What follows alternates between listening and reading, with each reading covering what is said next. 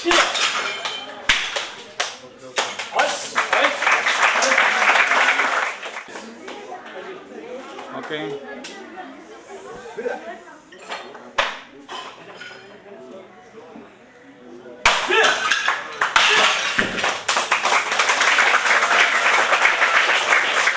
കരാട്ടയിൽ ഇനി മുന്നോട്ട് എന്ത് ചെയ്യാനാണ് പ്ലാൻ? ഫ്യൂച്ചർ പ്ലാൻസ് എന്താണ്? പുതിയതായിട്ടുള്ള ഓർഗനൈസേഷൻ വല്ലതും തുടങ്ങണമെന്നുണ്ടോ, അല്ലെങ്കിൽ ക്ലാസ് എക്സ്പാൻഡ് ചെയ്യണമെന്നുണ്ടോ? എങ്ങനെയാണ് ഇവിടെ ക്ലാസ് ഓൾറെഡി ഞങ്ങളെ നാഷണൽ ഹെഡ് ക്വാർട്ടേഴ്സ് നടക്കുന്നത് മലബാർ ഗോൾഡിൻ്റെ തൊട്ട ബിൽഡിംഗ് സാരി പാർക്കിൻ്റെ മുകളിലാണ്, അവിടെയാണ് നടക്കുന്നത്. അപ്പോൾ അത് 2004 അതിന് മുന്നേ ഞങ്ങൾ ക്ലാസ് ഉണ്ടായത് ഇവിടെയാണ്, യോഗശാലയിൽ. അവിടുന്ന് 2003 ലാസ്റ്റ് 2004 ഇവിടെ സ്റ്റാർട്ട് ചെയ്തത്. അതിനുശേഷം കംപ്ലീറ്റ് അവിടെ തന്നെ നാഷണൽ ഹെഡ് ക്വാർട്ടേഴ്സ് അവിടെ തന്നെ. അതുകൂടാണ്ട് ഏകദേശം 30ഓളം CBSE സ്കൂൾ, കണ്ണൂരിലെ CBSE സ്കൂൾ ഞങ്ങൾ ക്ലാസ് നടക്കുന്നുണ്ട്. പിന്നെ പുറമെ ഗൾഫിൽ ക്ലാസ് സ്റ്റാർട്ട് ചെയ്യേണ്ട പരിപാടിയുണ്ട്. ഒരു തിരക്കുള്ള ബിസിനസ്സുകാരൻ കൂടിയാണ്, ജംബോ ബുക്സിൻ്റെ ഉടമയാണ്. ഇപ്പം എങ്ങനെ ബിസിനസ്സും ഈ ഒരു പാഷനും കൂടി മിക്സായിട്ട് എങ്ങനെയാണ് കൊണ്ടുപോകുന്നത്? ഞാൻ ജനിച്ചതേ ബിസിനസ്സിലാണ്. കാരണം വെച്ചാൽ എൻ്റെ ഫാദർ ബുക്ക് ഷോപ്പാണ്. ബുക്ക് ഷോപ്പിൻ്റെ നേരെ പിന്നെ തന്നെയാണ് വീട്. ബുക്ക് ഷോപ്പ് വീട് അങ്ങനെയാണ്. അങ്ങനെ എന്നിട്ടും ബുക്ക് ഷോപ്പ് തന്നെ തുറന്നു. ബുക്ക് ഷോപ്പ് കണ്ണൂരിൽ തുറന്നു. അതും ഇതും ഇങ്ങനെ എന്താ പറയുക, നല്ല രീതിയിൽ പോകുന്നുണ്ട്. അതിനുശേഷമാണ് ഞാൻ ജംബോ ബുക്സ് 96 ജംബോ ബുക്സ് എന്ന് പറഞ്ഞിട്ട് ഓപ്പോസിറ്റ് ബുക്ക് ഷോപ്പ് തുടങ്ങിയത്, ജംബോ ബുക്സ് എന്ന് പറഞ്ഞിട്ട്. അതും ദൈവം സഹായിച്ചിട്ട് എല്ലാവരുടെ അനുഗ്രഹം കൊണ്ട് ഒരു മീഡിയത്തിൽ ഇങ്ങനെ പോകുന്നു. അങ്ങനെ പോയാൽ മതി സമാധാനത്തിൽ. ക്ലാസ്സും അതേമാതിരി ഒരു മീഡിയത്തിൽ പോകുന്നു എല്ലാം.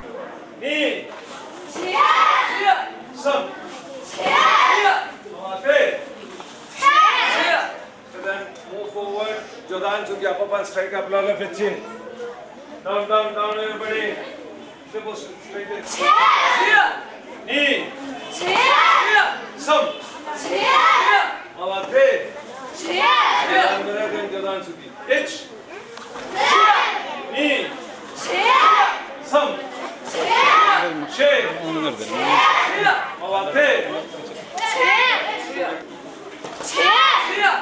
Knee. Some. Malate.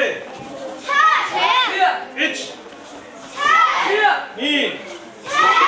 Some. Malate. And then move forward. Knee. Some. Malate. Get down kare. Then get down. Itch. Knee. Some. Malate. And then move forward. You get inside outside block. Itch. Knee. Some. Malate. Itch. Knee. Some. Malate. Jumbo ബുക്സിൻ്റെ ഉടമയാണ്, പുസ്തകങ്ങളുമായി നിത്യേന ബന്ധമുള്ള ഒരാളാണ്. എന്താണ് hobbies? Reading തന്നെയാണോ hobby? പുസ്തകം എന്ന് പറഞ്ഞാൽ പുസ്തകം എടുത്തു കൊടുത്തിട്ടില്ല, പുസ്തകത്തിൻ്റെ പേര് മാത്രമേ അറിയില്ല. അല്ലാണ്ട് വായന എന്ന് പറയുന്നത് ഒരു പേജ് അല്ലെങ്കിൽ 2 പേജ് വായിക്കും, അതിനപ്പുറം പിന്നെ കണ്ടിന്യൂസ് ആയിട്ട് വായിക്കാന്ന് പറഞ്ഞാൽ പ്രയാസമാണ്. അങ്ങനെ ഒരു വായനാശീലമൊന്നുമില്ല.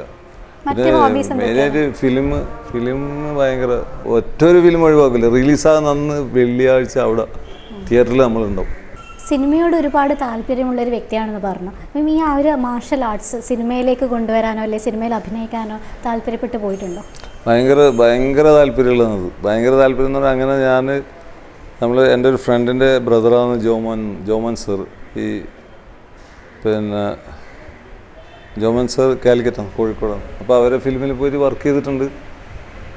പക്ഷേ ആദ്യം രണ്ടാമതൊരു ഫിലിമിൽ വർക്ക് ചെയ്ത് ചെറിയ വേഷം.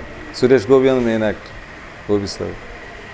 സാമ്രാജ്യം ഫിലിമില്ലേ, ഫിലിമിൽ വീട്ടിൽ വന്ന് ഭയങ്കര പ്രശ്നമായി. വീട്ടിൽ പ്രശ്നം എന്ന് പറഞ്ഞാൽ എനിക്ക് 2 പെൺകുട്ടികളാണ്. മോളുടെ പേര് ഒന്ന് സാനിയ, മൂത്ത മോള്, പിന്നെ ഒരാൾ നജ്മിയ, 2 പെൺകുട്ടികളാണ്. അത് കഴിഞ്ഞിട്ട് 2 ദിവസം കഴിഞ്ഞാൽ പള്ളിയിൽ നിന്ന് ആൾക്കാർ, ഞങ്ങൾ അഹമ്മദിയ എന്ന് പറയുന്നൊരു വേറെ വിഭാഗമാണ്, കാദിയാനി എന്ന് പറയും, കാദിയാനി അഹമ്മദിയ. അവർ വന്നിട്ട് പറഞ്ഞ് ഇനി പോയി കഴിഞ്ഞാൽ ഞങ്ങൾ പള്ളിയിൽ നിന്ന് പുറത്താക്കുന്നത്. പക്ഷേ ഇനി പോയി കഴിഞ്ഞാൽ പള്ളിയിൽ നിന്ന് പുറത്താക്കും എന്ന് പറഞ്ഞു കഴിഞ്ഞാൽ എൻ്റെ 2 പെൺകുട്ടികളാണ് വളരുന്നത്. അപ്പോൾ ആ വളരുന്ന പെൺകുട്ടികൾക്ക് പിന്നെ മാരേജെല്ലാം നടക്കണമെന്നുണ്ടെങ്കിൽ പുറത്തേക്ക് കഴിഞ്ഞാൽ ഭയങ്കര പ്രശ്നമാണ്. അതുകൊണ്ട് മാത്രം അവർക്ക് വേണ്ടി, എൻ്റെ മക്കൾക്ക് വേണ്ടി മാത്രം ഞാൻ അത് ഒഴിവാക്കി പിന്നെ കംപ്ലീറ്റ് ഇതിലേക്ക് കോൺസെൻട്രേറ്റ് ചെയ്ത് കരാട്ടയിലേക്ക് കംപ്ലീറ്റ്.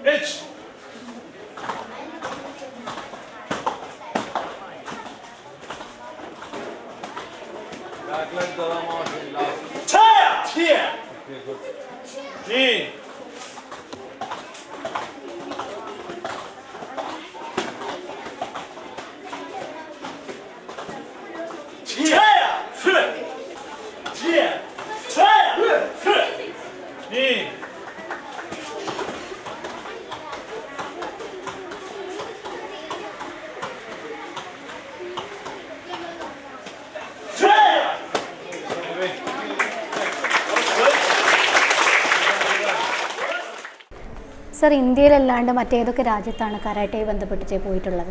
കരാട്ടയെ ബന്ധപ്പെട്ട് ജപ്പാനിൽ എല്ലാ വർഷവും പോകുന്നതാണ്. എല്ലാ വർഷവും ജപ്പാനിൽ പോകുന്ന ട്രെയിനിങ്, സെമിനാർ, വേൾഡ് ടൂർണമെൻറ്റ്. ഒന്നിക്ക് ആദ്യം ഒരു വേൾഡ് ടൂർണമെൻറ്റ് ഞാൻ അബ്സല്യൂട്ട് എന്ന് പറഞ്ഞാൽ ഞാൻ പാർട്ടിസിപ്പേറ്റ് ചെയ്തു.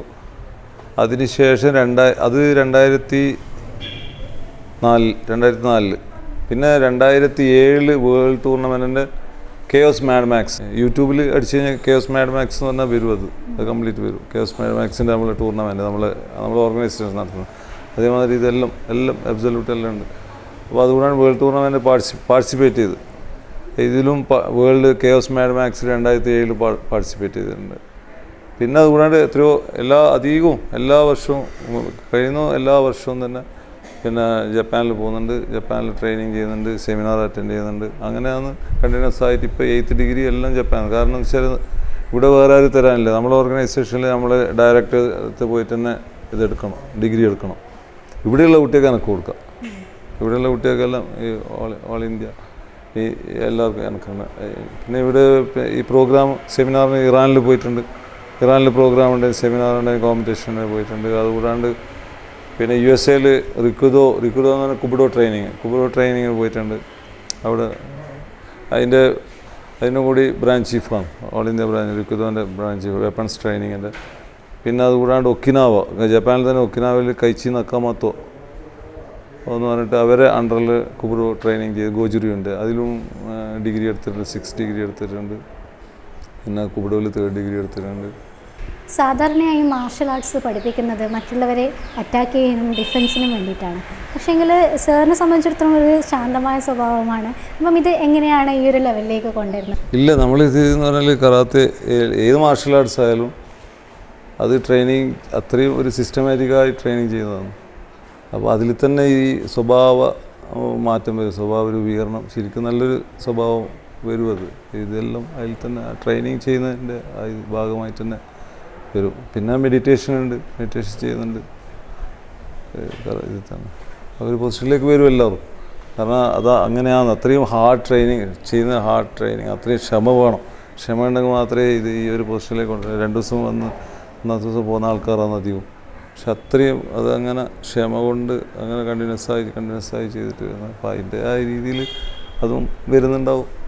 പിന്നെ ചില ആൾക്കാർ മാത്രമേ ഉള്ളൂ, ഒരു 100ൽ ഒരാൾ 2 ഈ പെട്ടെന്ന് ഇത് ചെയ്യുന്ന ആൾക്കാർ, അവർക്കും നല്ല മാറ്റങ്ങളുണ്ടാവും.